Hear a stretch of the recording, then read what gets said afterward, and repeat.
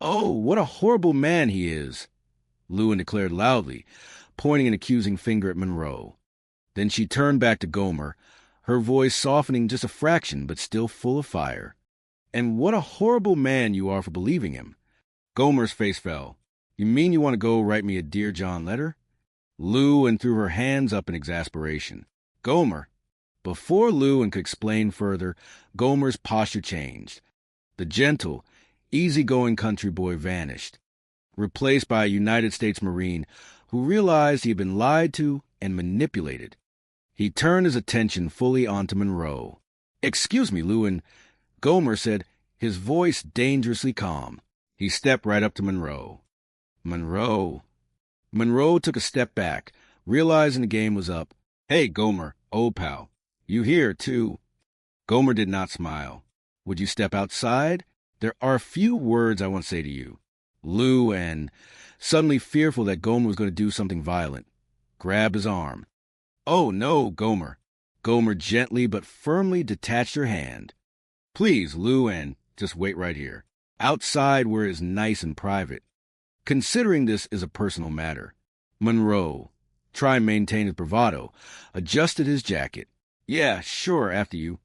Monroe started walking toward the door, trying to look tough. Gomer followed closely behind. Gomer, what happened to you? Lewin cried out. What are you doing anyway? Lewin, just wait right here, Gomer repeated over his shoulder. Well, Gomer, where are you going? What is going to happen to me? Lewin called out, left standing alone on the dance floor. Chapter 7. The Decision of a Lifetime. Outside the Paradise Club, the cool night air was a stark contrast to the stifling heat inside. The neon signs buzzed overhead, casting long, colorful shadows onto the pavement. Monroe stepped out, putting his fists up, ready for a fight. He tried to look menacing. Now then, what is it you want, friend? Monroe asked, his voice tight. Gomer looked up and down the street. This is not private enough. Step back here in the alley.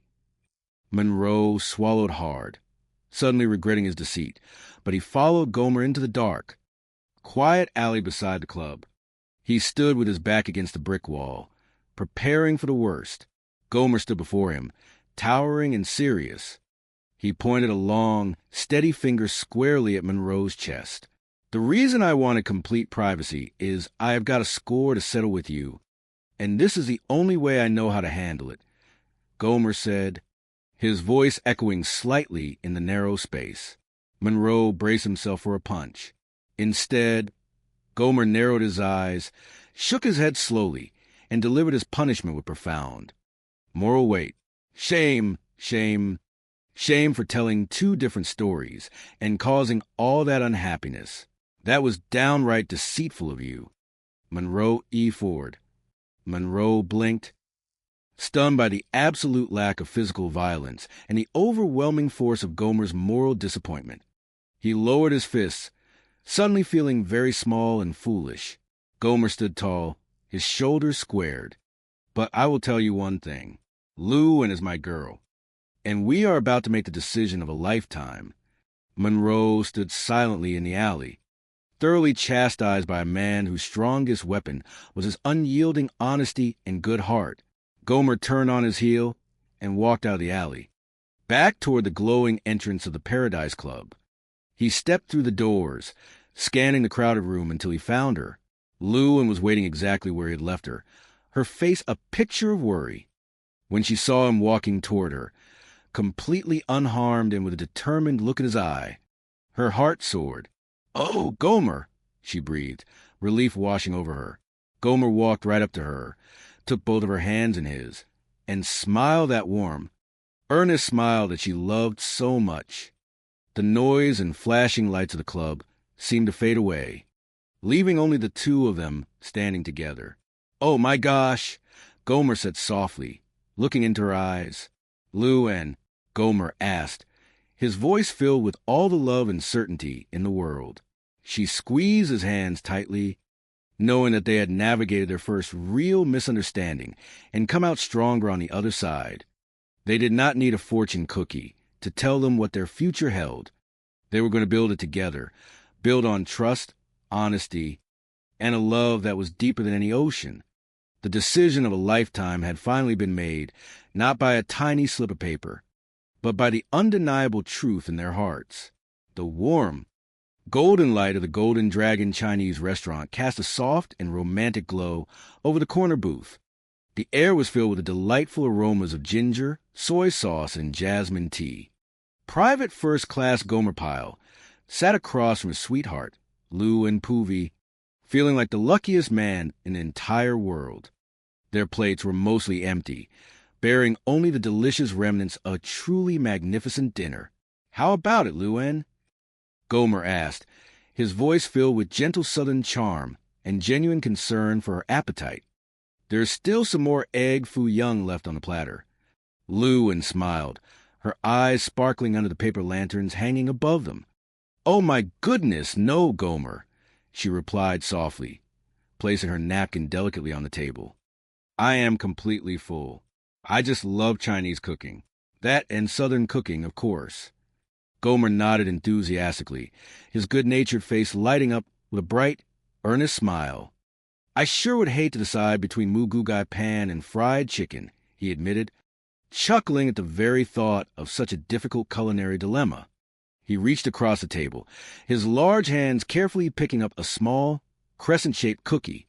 "Here, let us see what the fortune cookies have to say today. Did you get something good?" Lou-en cracked her cookie open. A small slip of white paper fluttered out. She picked it up and read the red-typed words. A slight blush crept up her cheeks, and she giggled softly.